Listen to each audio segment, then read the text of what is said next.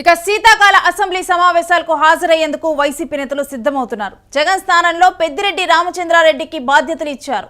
ఇక అసెంబ్లీ సమావేశాలకు హాజరు కావాలి అంటూ కూడా వైసీపీ ఎమ్మెల్యేలపై ప్రజలు ఒత్తిడి తెస్తూ ఉన్నారు. ప్రతిపక్ష హోదా కంటే ప్రజా సమస్యలు ముఖ్యమంటూ కూడా నేతలకు ఒత్తిడి పెరిగింది. శాసన మండలి సమావేశాలకు హాజరవుతున్నారు. ఈ మేరకు ఇక వైసీపీ నుంచి కూడా శాసన మండలిలో వైసీపీకి బలం ఉంది. ఇక ఎమ్మెల్యేలపై కూడా అనర్హత వేటు తప్పదంటున్నారు స్పీకర్ అయ్యన్న పాత్రుడు. ఇక పులివెందులకు ఉప ఎన్నికలు ఖాయమంటూ కూడా ప్రకటన చేశారు రఘురామకృష్ణరాజు.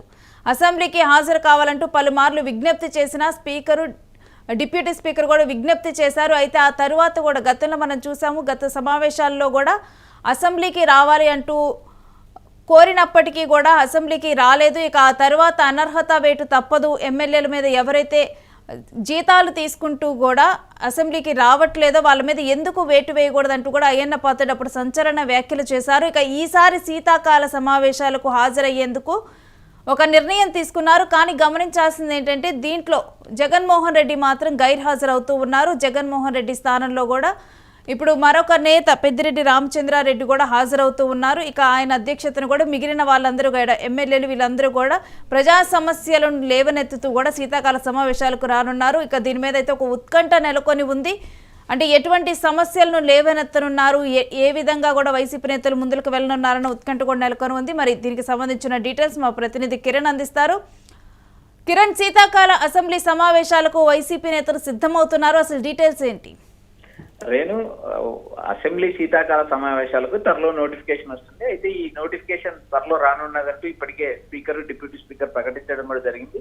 అయితే ఇక్కడ ప్రధానంగా వైఎస్ఆర్సీపీకి ప్రతిపక్ష హోదా, జగన్మోహన్ రెడ్డికి ప్రతిపక్ష హోదా ఇస్తేనే అసెంబ్లీకి హాజరవుతానంటూ ఆయన గతంలో స్పీకర్ విజ్ఞప్తి చేశారు. ఆ విజ్ఞప్తిని స్పీకర్ తిరస్కరించడం కూడా జరిగింది. అయితే ఈ ప్రతిపక్ష హోదాపై జగన్మోహన్ రెడ్డి కోర్టుకు వెళ్లారు. ఆ కోర్టులో సుదీర్ఘంగా కోర్టు విచారణ జరుగుతుంది. అది ఇప్పటికిప్పుడు తేలే అంశం కాదు, అది ఫర్దర్ గా తేలే అవకాశం. అయితే అటు ప్రజల నుంచి ఇటు నాయకుల నుంచి క్షేత్రస్థాయిలో వైఎస్ఆర్సీపీ కార్యకర్తల నుంచి వచ్చిన మేరకు వైఎస్ఆర్సీపీ ఏదైతే డిసెంబర్లో ఏదైతే ఈ నెలలో జరిగే శీతాకాల సమావేశాలకు వైఎస్ఆర్సీపీ అసెంబ్లీకి హాజరవుతుందంటూ ప్రచారం జరుగుతుంది. అయితే జగన్మోహన్ రెడ్డి ఈ అసెంబ్లీకి హాజరవుతారా లేదా అనే అంశాన్ని పక్కన పెడితే ఒకవేళ జగన్ హాజరు కాకపోతే జగన్ స్థానంలో పెద్దిరెడ్డి రామచంద్రారెడ్డి కీలక బాధ్యతలు వహిస్తారు. ఆయన అసెంబ్లీలో వైఎస్ఆర్సీపీ నేతలకు ప్రాతినిధ్యం వహించడమే కాక వారికి సలహాలు సూచనలు ఇస్తారు. ఏదైతే వైఎస్ఆర్సీపీ తరఫున శాసనసభ పక్ష ఉపనేతగా ఏదైతే పెద్దిరెడ్డి రామచంద్రారెడ్డి వ్యవహరిస్తారు, జగన్ స్థానంలో ఆయన బాధ్యతలు చేపట్టి అసెంబ్లీకి హాజరవుతారంటూ ఇప్పటికే రాజకీయ వర్గాల్లో కూడా ఒక ప్రచారం జరుగుతుంది. ఎందుకంటే సుదీర్ఘకాలం దాదాపు 18 నెలల కాలం అయింది. ఇప్పటికీ దాదాపు 4 నుంచి 5 సెషన్లు జరిగినప్పటికీ కూడా ఒక ప్రమాణ స్వీకారానికి జగన్మోహన్ రెడ్డి హాజరయ్యారు తప్పితే మిగిలిన సమావేశాలకు కూడా ఏదైతే జగన్ తో పాటు జగన్ పార్టీకి సంబంధించిన మిగిలిన 10 మంది ఎమ్మెల్యేలు కూడా హాజరు కాలేదు. అయితే జగన్ ని టార్గెట్ చేసుకుని అటు టీడీపీ కూటమే కాకుండా రాష్ట్రంలో ఉన్న ఇతర ప్రతిపక్ష పార్టీలు కావచ్చు, లేదా జగన్ కు అత్యంత సన్నిహితంగా ఉన్న కుటుంబాలు కావచ్చు, వారు కూడా జగన్మోహన్ రెడ్డికి ఒక సలహా ఇస్తున్నారు. ఏదైతే అసెంబ్లీ అనేది ఒక ప్రజావేదిక, ప్రజల సమస్యలు కానీ, నియోజకవర్గ సమస్యలు కానీ, రాష్ట్ర స్థాయిలో ఉన్న సమస్యలను కానీ అడ్రస్ చేయాలంటే అందుకు అసెంబ్లీనే సరైన వేదిక. ముఖ్యమంత్రి తర్వాత ఏదైతే చంద్రబాబు తర్వాత అత్యంత ప్రధాన ప్రతిపక్ష హోదా లేదా ప్రధాన ప్రతిపక్షానికే విలువ ఉంటుంది. కాబట్టి జగన్మోహన్ రెడ్డికి హోదాతో సంబంధం లేకుండా ఆయన అసెంబ్లీకి హాజరు కావాలి, అసెంబ్లీలో పోరాడాలి, ప్రజల సమస్యలను ఎత్తి చూపాలి అంటూ ఈ ఉండవల్లి అరుణ్ కుమార్ లాంటి నేతలు కావచ్చు, కోమటిరెడ్డి వెంకటరెడ్డి ఏదైతే తెలంగాణ మంత్రి కోమటిరెడ్డి వెంకటరెడ్డి లాంటి నేతలు కూడా సూచిస్తున్నారు. ఎందుకంటే గతంలో ప్రతిపక్ష హోదా లేకపోయినా కూడా పి జనార్దన్ రెడ్డి లాంటి 1994 ఎన్నికల్లో కాంగ్రెస్ పార్టీకి 24 సీట్లు వచ్చినా వాళ్ళు అసెంబ్లీకి హాజరయ్యారు. తర్వాత 1999 ఎన్నికల్లో ఏదైతే రాజశేఖర రెడ్డికి బలమైన ప్రతిపక్షం ఉన్నా దాదాపు 94 మంది ఎమ్మెల్యేలు గెలిచినా కూడా పలు సందర్భాల్లో రాజశేఖర రెడ్డికి మైక్ కట్ చేశారు. అయినా కూడా ఆయన అసెంబ్లీలో సుదీర్ఘంగా ప్రజా సమస్యలు ఎలుగెత్తి చూపారు. తర్వాత జరిగిన రాజకీయ పరిణామాల్లో భాగంగా ఏదైతే తెలంగాణ 2014 ఎన్నికల్లో తెలంగాణ ఏర్పడిన తర్వాత కాంగ్రెస్ పార్టీ 2 సార్లు ఓడిపోయింది. 2 సార్లు కూడా కాంగ్రెస్ పార్టీకి సంబంధించిన ఎమ్మెల్యేలను కేసీఆర్ లాక్కున్నా కూడా 2018 ఎన్నికల్లో దాదాపు 19 మంది ఎమ్మెల్యేలు గెలిస్తే 13 మంది ఎమ్మెల్యేలను బీఆర్ఎస్ పార్టీ లాక్కొని కాంగ్రెస్ శాసనసభ పక్షాన్ని విలీనం చేసుకున్నది.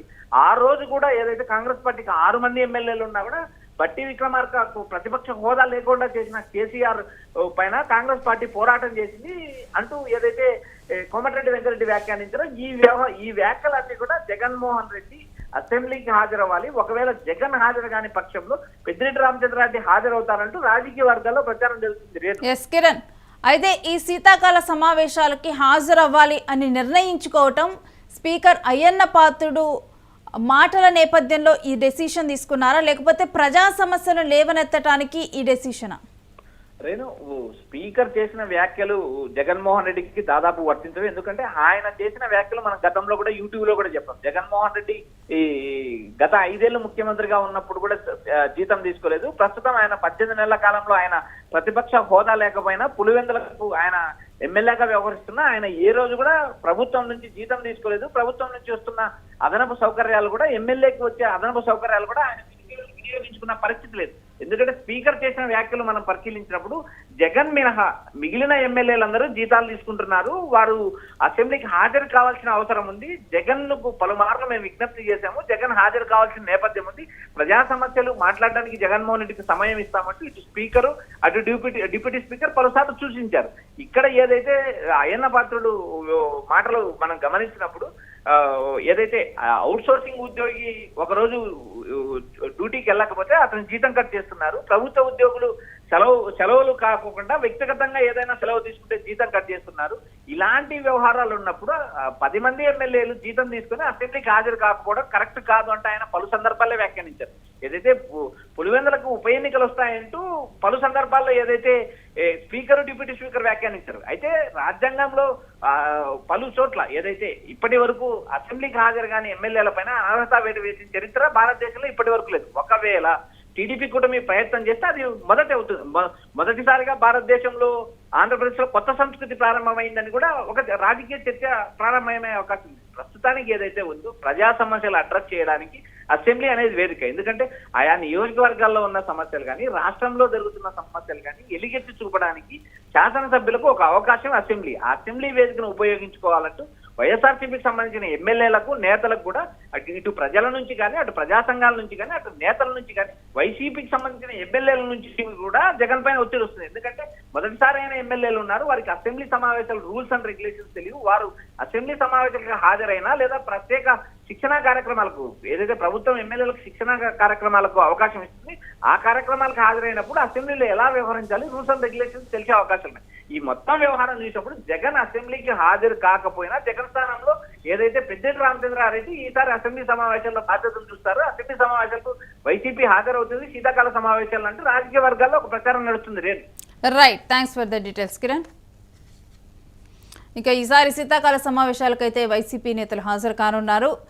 ఇక ఇటు జగన్మోహన్ రెడ్డి ఏదైతే గతంలో కూడా తనకి ప్రతిపక్ష హోదా వస్తే మాత్రమే తన అసెంబ్లీకి వస్తా ఉన్నారో ఇక ఆ మాటకే కట్టుబడి ఉన్నట్లుగా కూడా తెలుస్తుంది. అందుకనే ఆయన అసెంబ్లీ సమావేశాలకు రానున్నట్లుగా కూడా తెలుస్తూ ఉంది. ఇక జగన్మోహన్ రెడ్డి స్థానంలో కూడా ఇప్పుడు పెద్దిరెడ్డి రామచంద్రారెడ్డి బాధ్యతలు తీసుకొని అసెంబ్లీకి హాజరయ్యి అతను గొంతుకు వినిపిస్తారని కూడా తెలుస్తూ ఉంది. మరి అసెంబ్లీ సమావేశాలకు హాజరు కావాలంటూ కూడా వైసీపీ ఎమ్మెల్యేల మీద కూడా ప్రజల నుంచి ఒత్తిడి వస్తూ ఉంది. ఎందుకంటే కొంతమంది మొదటిసారి కూడా ఎమ్మెల్యే అయిన వాళ్ళు ఉన్నారు.